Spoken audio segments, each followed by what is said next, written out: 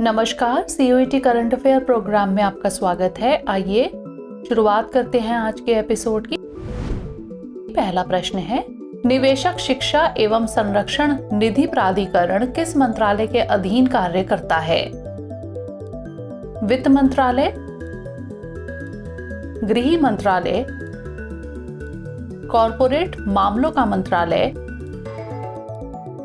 या फिर उपभोक्ता मामले मंत्रालय? इसका सही जवाब है ऑप्शन सी, कॉरपोरेट मामलों का मंत्रालय। निवेशक शिक्षा एवं संरक्षण निधि प्राधिकरण कॉरपोरेट मामलों के मंत्रालय के अधीन कार्य करता है। अगला प्रश्न, रेवनशॉ कॉलेज की स्थापना किस वर्ष हुई थी?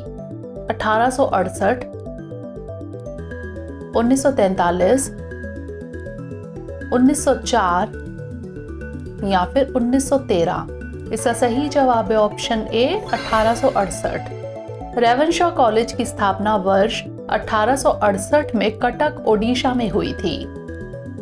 इसे अब रेवनशॉ विश्वविद्यालय के नाम से जाना जाता है। अगला प्रश्न, जलवायु परिवर्तन के कारण कोको उत्पादन के लिए मुख्य चुनौती क्या है?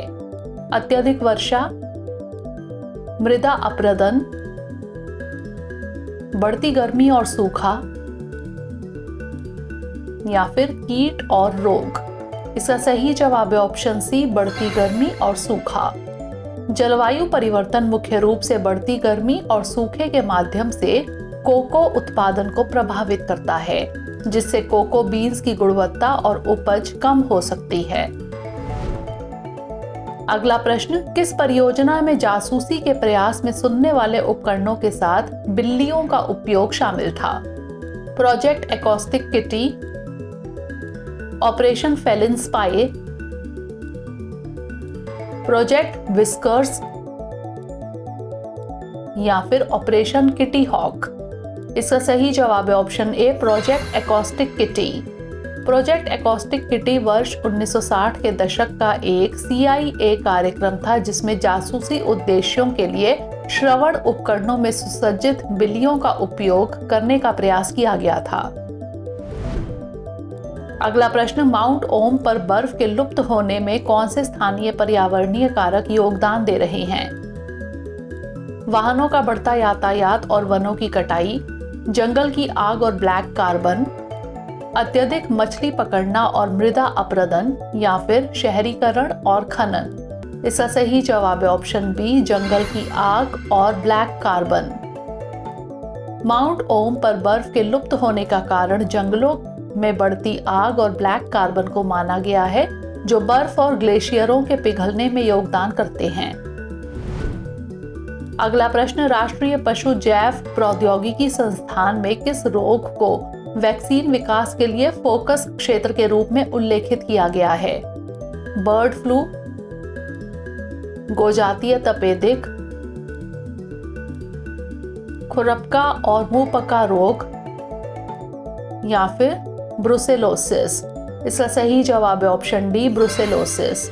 ब्रुसेलोसिस एक ऐसी बीमारी है जो पशुधन को प्रभावित करती है और इसका सार्वजनिक स्वास्थ्य पर महत्वपूर्ण प्रभाव पड़ता है। अगला प्रश्न, 23वें विधि आयोग में अध्यक्ष को छोड़कर कितने सदस्य होंगे? 8, 6, 10 या फिर 7? इसका सही जवाब है ऑप्शन डी, 7।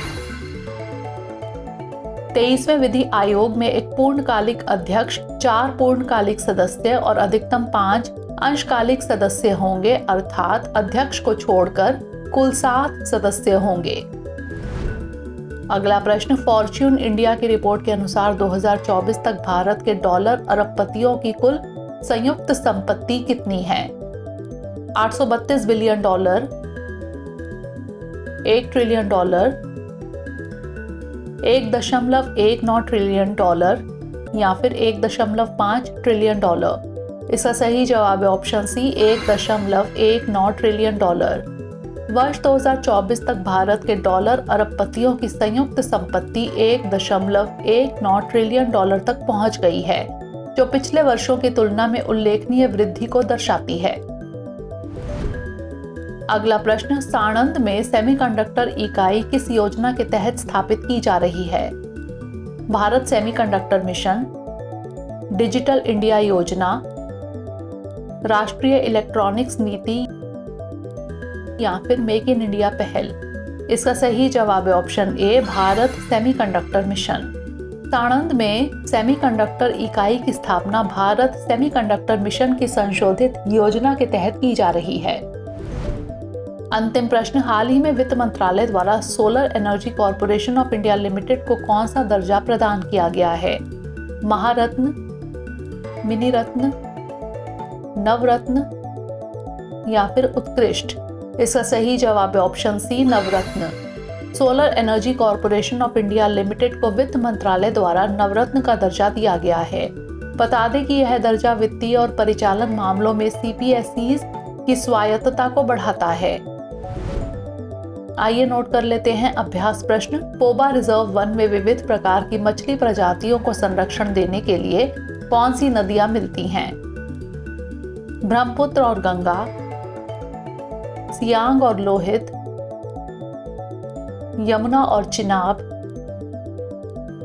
या फिर गोदावरी और कृष्णा। इसका उत्तर हमें कमेंट सेक्शन में जरूर भेजिएगा। धन्यवाद।